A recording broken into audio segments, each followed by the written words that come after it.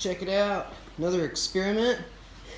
This thing is completely useless. There's no actual use for it. However, this is an experiment in what you can put together out of random junk in your own garage, which is what I just did. So the drive axle is a screwdriver. On the other side, it's being held together by a U-bolt and zip ties. A hose clamp is a spacer on the axle. It's just a bunch of nonsense, really.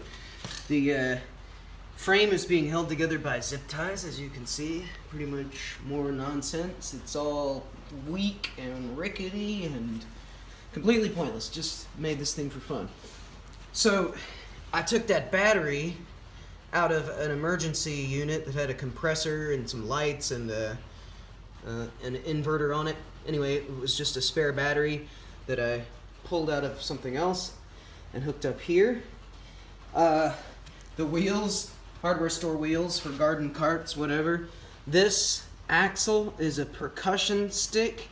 Complete nonsense. It's not even a good choice for an axle. Doesn't matter. This thing's not useful for anything. It is entirely just a for fun little creation. So anyway, here's the only thing this thing does.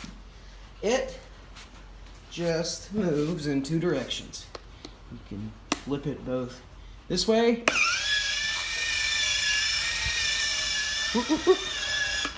Gotta catch it. Or you could flip it the other way.